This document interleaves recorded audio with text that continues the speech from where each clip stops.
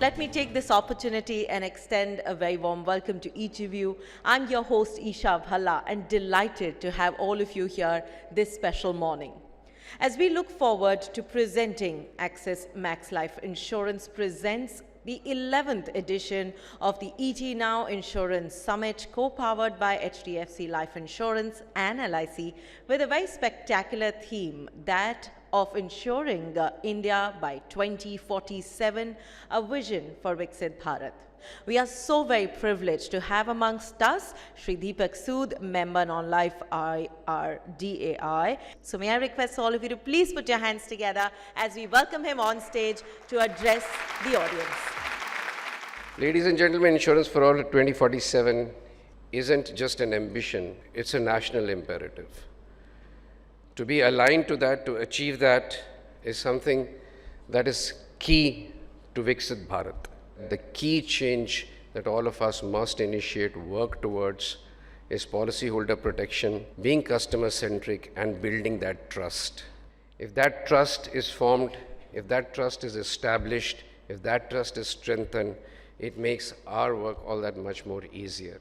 Together, achieving this vision, we can help build India into a resilient and a prosperous country. We can bring about Viksit Bharat.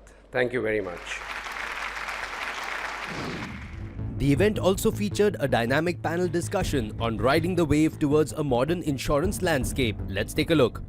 Hello, coming to you. Now we know that everyone's talking about technology, AI and all of that. Do you see some change? So the triangle for me is what is the right product segment, what is the right customer segment, and what is the right distribution segment. Yeah. Right? If you know this triangle, you know where to reach, how to reach. Now, when we think of going to tier 2, tier 3, tier 4, distribution, today's distribution structures are costlier. Now, can the technology reach there faster? I think that's where AI can be there. So technology can play a big role in penetrating and creating that awareness. Maybe it could be a first point of interaction. You may still have a physical interaction to close the discussion, right? And I believe AI and Gen AI is the next thing which can help us reach them faster and in a meaningful way. Kamlesh, your view on technology is good, data is good, but we have been also seeing a lot of challenges around data leakages and stuff like that. I think it's inevitable that data will become all available. I worry there are platforms on which that platform will know more about you perhaps than you know about yourself. I don't think we can move away from that. So whilst on one hand, I think it is amazingly good for the risk management principle, but I think all DPID Act which is coming in, which emphasizes on the fact that you can do all of this only with customer consent. And I think that is something that the industry has to work on. But I think at the core of it is going to be customer consent built in the right fashion before you execute anything else is going to be important. Thank you so much.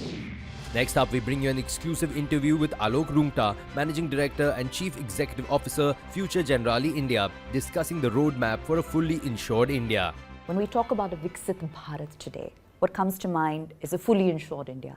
What's your comment on that vision and how realistic it is? I think it's a very profound vision, and unless you don't have vision, you don't chase for it, right? Sure. Actually, the vision is coming from the fact that insurance reach only India. It has not reached Bharat.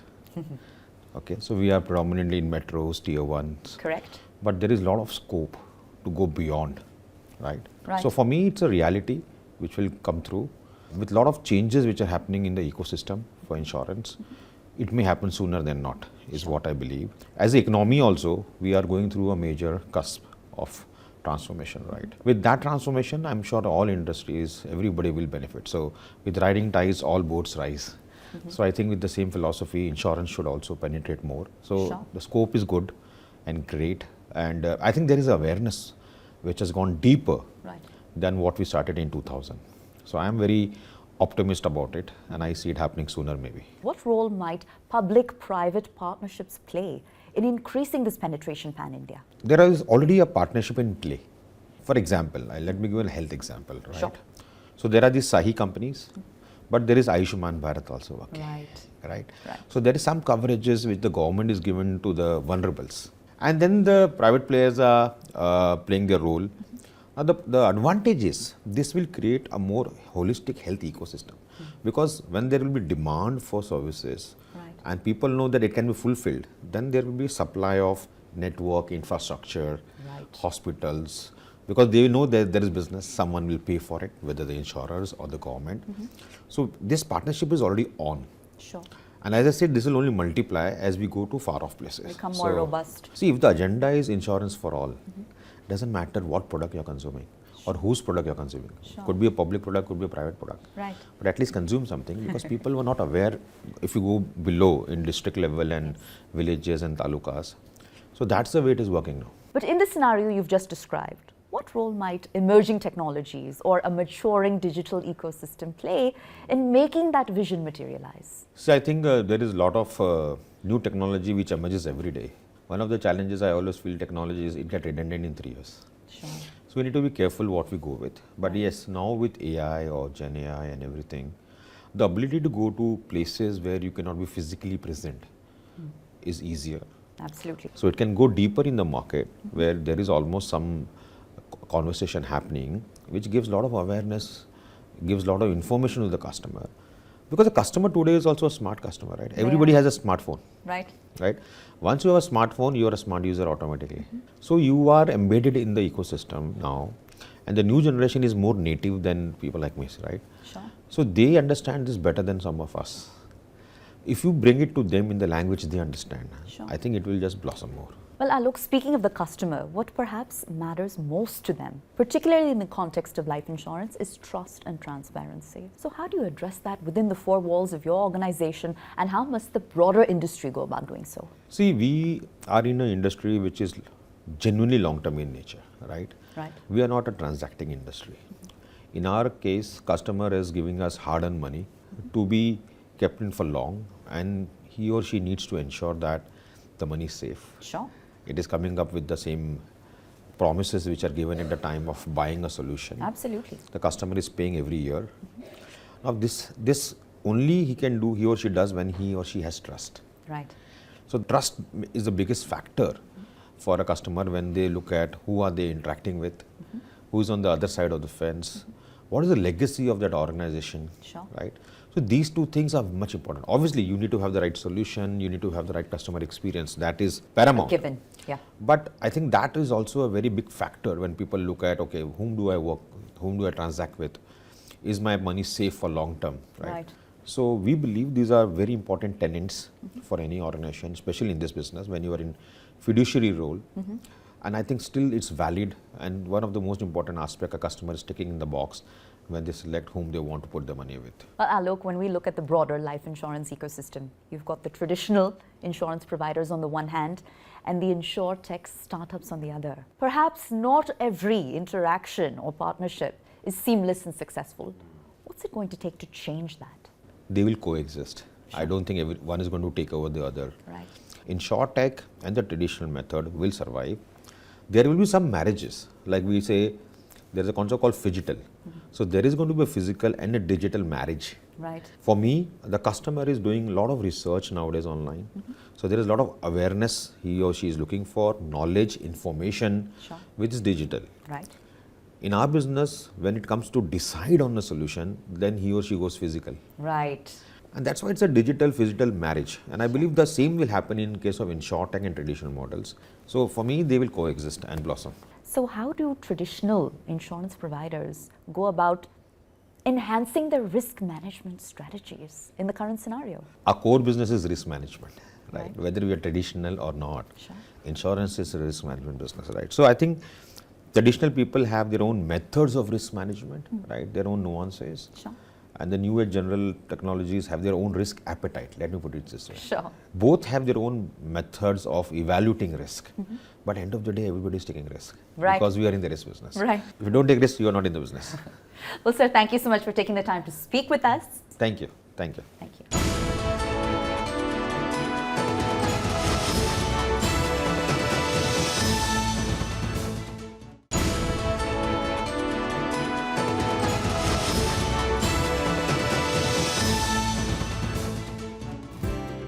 Welcome back. Up next, we have another exclusive interview with Kamlesh Rao, Managing Director and Chief Executive Officer, Aditya Birla Sun Life.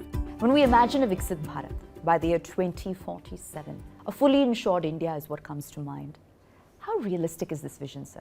I think the numbers are not saying that they are very easy. So I think we have a lot of work to do. Sure. But if you see what is happening, along with the dream of the regulator to say that you want insurance for all by 2047, Right. enablers are coming in. We now work on state-wise penetration. We've gone to the extent of having now targets on penetration at the Gram Panchayat level, which is what the new regulation is defining. All life insurance companies put together are supposed to have X amount of penetration at Gram Panchayat level, at a state level, which I think when we put our act together will augur well for movement in that direction for sure. We are So also penetration is no longer categorized as simply tier 1, tier 2 and tier 3. It's more granular than that. See, the tier 1 is not an issue. So insurance has two issues. One is the number of people who are insured, and the other one is the people who are insured, are they insured enough or no? I think we got to solve both these issues.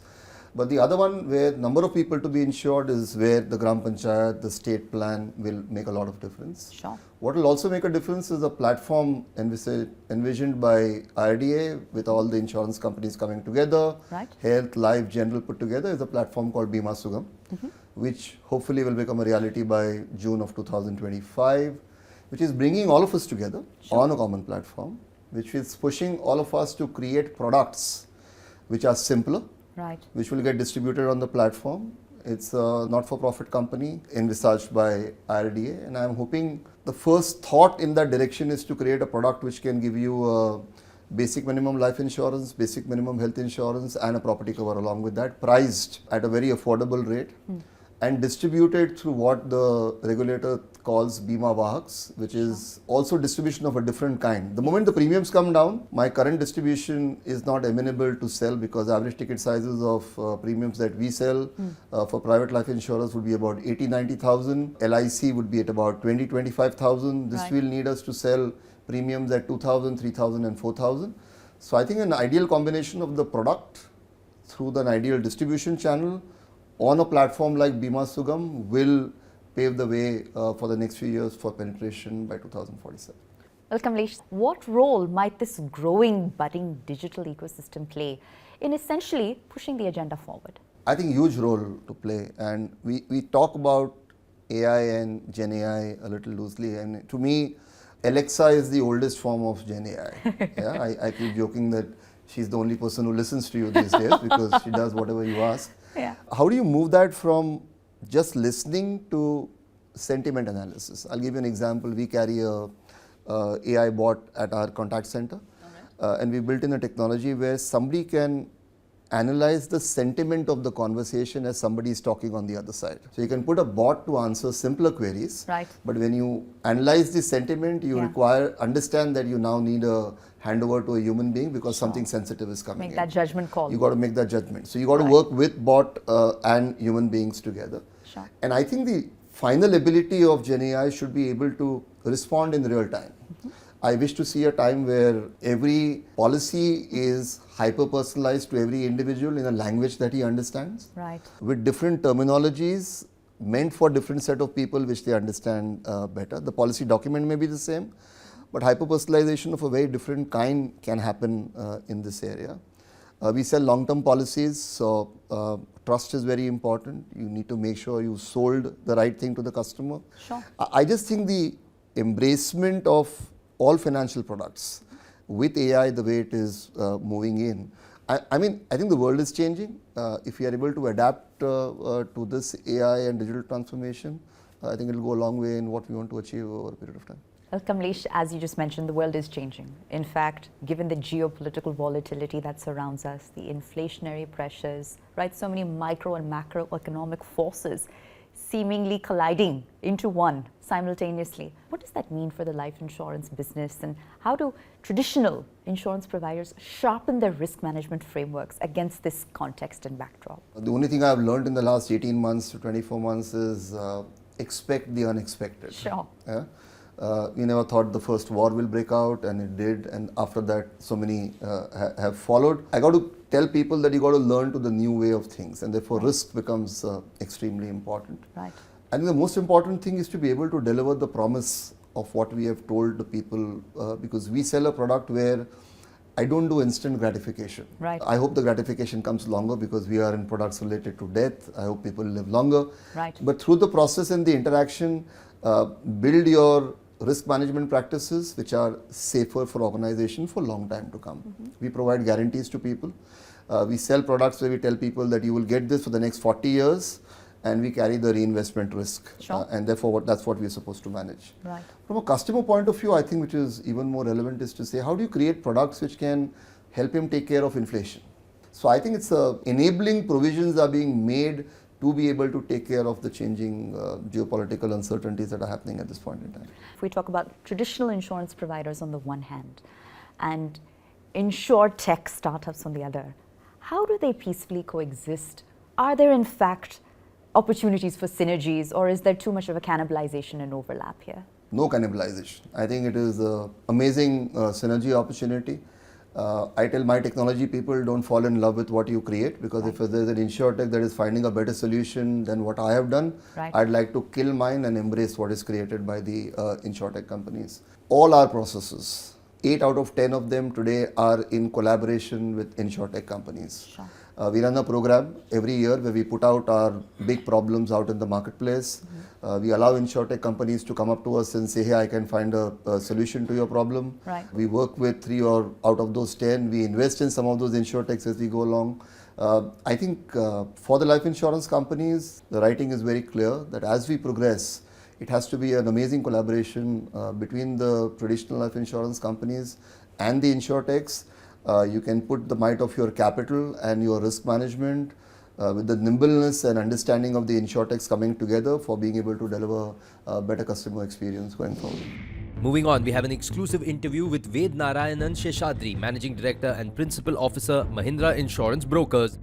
So when we talk about a Viksit Bharat, which includes the vision of a fully insured India, regulation is going to play a critical role.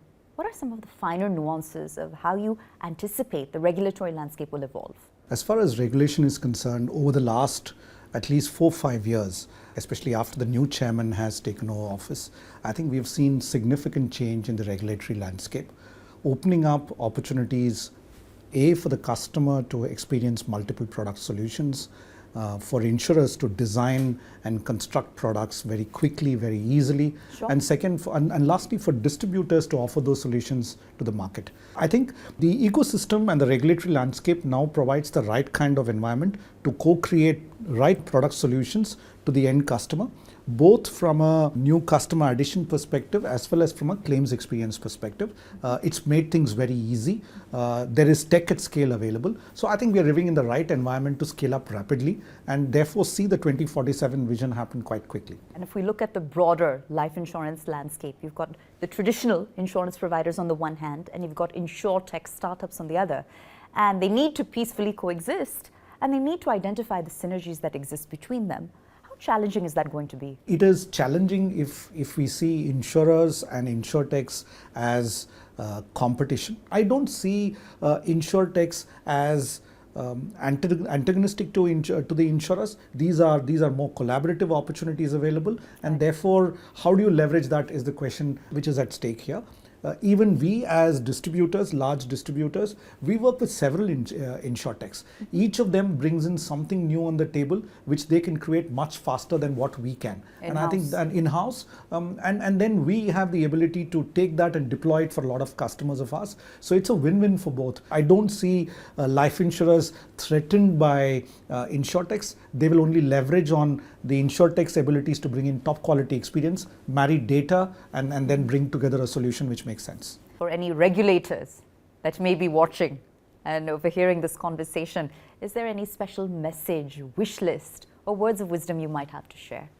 I think first I would like to thank the regulator. I think what has not been done in a couple of decades has happened over the last 3-4 years. Right. It's perhaps important for us as an ecosystem of insurers, distributors, and tech companies to now pay back in terms of getting to where the regulator wants us to go. So there's a lot of work to be done. If there's one area which the regulator can look at is look at the existing distribution channels and see what more can they do in terms in reducing the constraints on the kind of products they can offer. I think that's an area which the regulator can look at, do it in a structured, planned manner as you've been doing it, and we are happy to help move the vision forward in terms of insurance for all. Next up, we bring you an exclusive interview with Gopal Verma, Chairman and Managing Director, iCore. When there's conversation around a Viksit Bharat by the year 2047. A fully insured India is a part of that vision. How realistic is that target and what will it take to make it happen? By 2047, we foresee nothing less than 150 to 200 major insurance companies operating out of India. Sure. Additionally, there are likely to be some regional insurance company, another 500 regional insurance companies possibly is very much, on the site. Sure. This will help in penetration of the insurance. Today, like penetration level is less than 5%. And if we have to reach this target, you have to go 20-fold. Right. So as per my assumptions, I think we will definitely be very close to this number, but 100% or 98% or 90%, that question will always be there. And what role will our maturing digital ecosystem or emerging technologies essentially play in helping that mission reach reality? Yes, technology has to play a very important role. If experience of 8 or 10 people is out of 10, 2 are not having a good experience, so that can be sometimes become a detriment. So how technology can solve this very issue of enhancing the customer experience, that will lead to the success of the complete 100% Viksit Bharat. This will encourage people to come forward, because today insurance is sold. It is not purchased. Right. So if technology can convert this other way around, so now when the people, it is important, like in US, the health insurance is a second priority after bread. Right. It's a must-have. It's a non-negotiable. So we have to change this system from a selling proposition to a buying proposition. The event also witnessed a CEO panel discussion on the topic Radical Reinvention, the future course for non-life insurance. Let's take a closer look. What do you think about these, the transformative changes? As the digital landscape changes, any insurer who is in business has to shore up and start taking measures. So yes, there is a constant upskilling process that's required and that's going on. Internal IT systems and processes we are, changing in a big way. We are also trying to adopt this latest AI technologies to ensure that our customers get the best in class service. We have, set up an internal training vertical within our company that focuses only on digital and other skill set trainings for our employees. Up next, we bring you an exclusive interview with Girija Subramanian, Chairman and Managing Director, New India Assurance. When we talk about a Viksit Bharat, an India that's universally insured is a part of that vision, right? What's your view on how realistic that target ultimately is? We have crossed a long way from where we were a couple of years ago. The current regulator, the chairman, is extremely dynamic, extremely proactive, and so many changes have come in the last 2 years, which have made insurance business more user friendly. It is attracted foreign investment. People definitely will find it easier to operate in today's ecosystem than it was earlier. Technology plays a very big role. The distribution of insurance products plays a very big role. And in both these areas, the regulator has again given a lot of regulatory changes that could make it easy for insurance companies to address this challenge. With all this happening, I'm sure that that we could achieve this vision of insurance for all by 2047. Well, we look forward to closely following the roadmap that you've just described and the journey that lies ahead. Thank you for taking the time to speak with us, ma'am. Thank you so much.